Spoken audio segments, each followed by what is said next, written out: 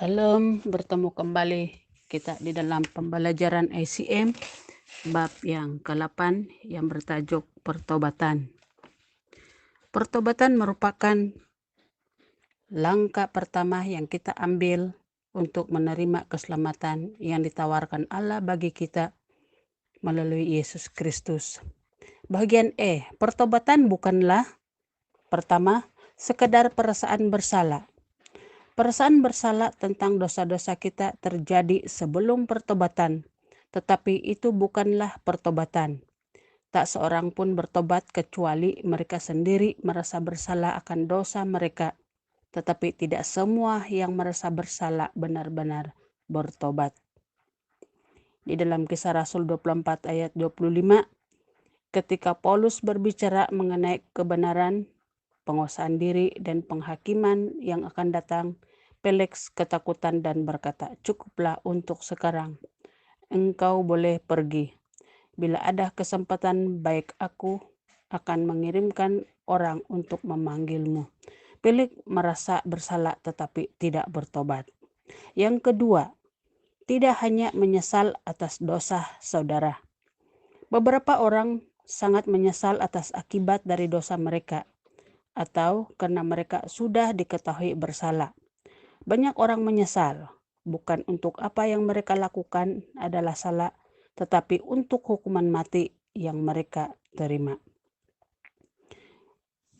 Di dalam 2 Korintus 7 ayat 10, duka cita menurut kehendak Allah memimpin kepada keselamatan dan tidak akan meninggalkan penyesalan, tetapi duka cita dari dunia ini membawa kematian. Yang ketiga, tidak hanya berusaha menjadi orang yang baik. Banyak orang mencoba dengan kekuatan mereka sendiri untuk menjadi seorang yang lebih baik dan merubah cara-cara hidup mereka. Usaha-usaha tersebut merupakan akar dari kebenaran di mana mereka sendiri tidak mengerti keperluan dari pertobatan akan dosa-dosa mereka. Di dalam Yesaya 64 ayat 6, kami semua telah menjadi seperti orang najis, dan semua kebaikan kami seperti kain kotor. Kami sekalian seperti daun yang layu, dan kami lenyap oleh kejahatan kami seperti daun dilenyapkan angin. Yang keempat, tidak sekadar taat beragama. Orang-orang Parisi di dalam Alkitab sangat ekstrim terhadap sikap-sikap dan tata cara agamawi mereka. Mereka berpuasa dan berdoa dan mengikuti banyak upacara keagamaan lainnya, tetapi pelakunya tidak pernah bertobat. Di dalam Matius 3 ayat 7 sampai ayat yang ke-10.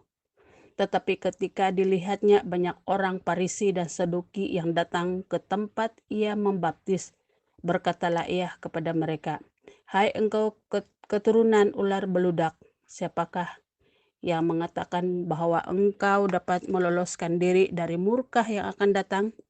Hasilkan buah sesuai dengan pertobatanmu. Dan jangan katakan kepada dirimu sendiri, kami adalah keturunan Abraham. Aku katakan bahwa Allah dapat menjadikan anak-anak bagi Abraham dari batu-batu ini.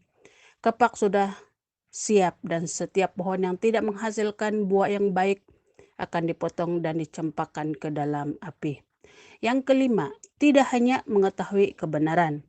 Mempunyai pengetahuan intelektual atas kebenaran tidaklah menjamin bahwa kebenaran menjadi kenyataan yang hidup dalam hidup seseorang.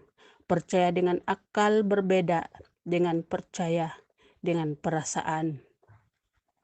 Di dalam Yakobus 2 ayat 19 sampai 20, engkau percaya bahwa hanya ada satu Allah, baik bahkan roh-roh jahat pun percaya dan ngeri. Hai kamu yang bodoh, apakah engkau menginginkan bukti yang lain bahwa iman tanpa perbuatan adalah sia-sia?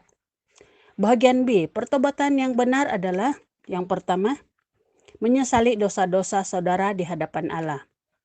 Pertobatan yang sejati adalah duka cita yang tidak hanya ditujukan kepada diri sendiri atau pada orang lain, tetapi yang pertama dan yang paling utama adalah duka cita sejati di hadapan Allah. Dalam Mazmur 51 ayat 1 sampai ayat yang keempat, kasihanilah kami ya Allah sesuai dengan kasih setiamu. Hapuskanlah pelanggaranku menurut rahmat-Mu yang besar. Bersihkan aku dari segala kesalahan dan tahirkan aku dari dosaku. Hanya kepadamu sajalah aku telah berdosa dan melakukan apa yang kau anggap jahat. Yang kedua, mengakui dosa-dosa saudara.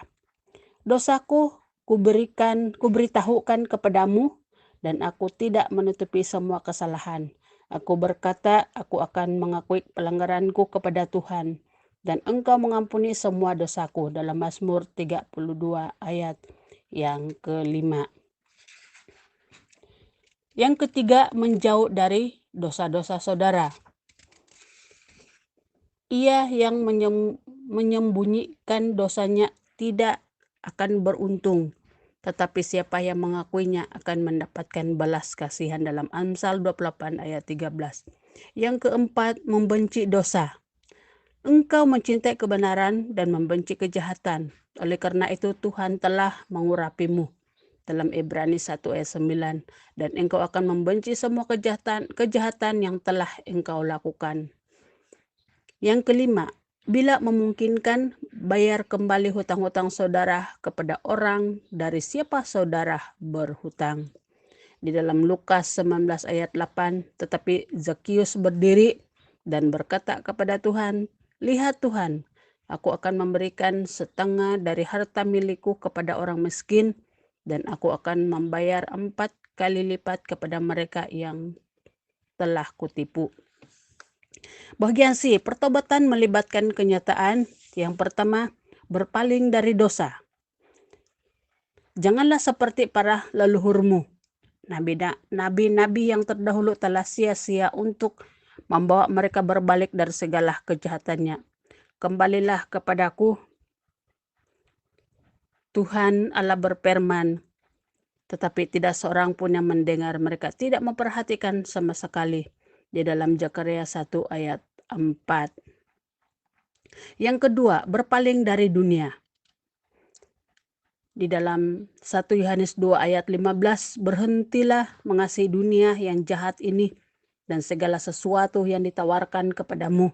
Karena jika engkau mengasihinya, engkau menunjukkan bahwa engkau tidak sungguh-sungguh mengasihi Allah.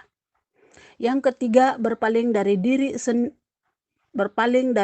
saudara sendiri. Di dalam 2 Korintus 5 ayat 15.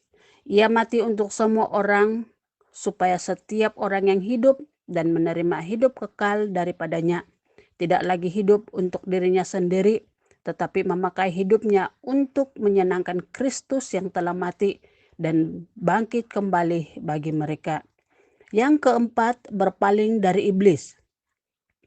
Dalam Kisah Rasul 26 ayat 18, membuka mata mereka atas keadaan mereka yang sesungguhnya supaya mereka boleh bertobat dan hidup di dalam terang Allah dan bukannya di dalam kegelapan setan. Yang kelima, berpaling kepada Tuhan. Di dalam Zakaria 1 ayat 3, karena itu katakan kepada semua orang, inilah firman Allah yang Maha Kudus, kembalilah kepadaku dan aku akan kembali kepadamu. Dan yang terakhir, yang keenam, berpaling kepada kehidupan yang benar. Di dalam Roma 6 ayat 13, jangan menyerahkan bagian-bagian tubuhmu kepada dosa sebagai alat pembuat kejahatan, tetapi serahkan anggota-anggota tubuhmu kepadanya sebagai alat kebenarannya. Sekian pembelajaran dalam bab yang ke-8 mengenai pertobatan. Shalom, kita akan bertemu lagi di bab yang seterusnya minggu hadapan.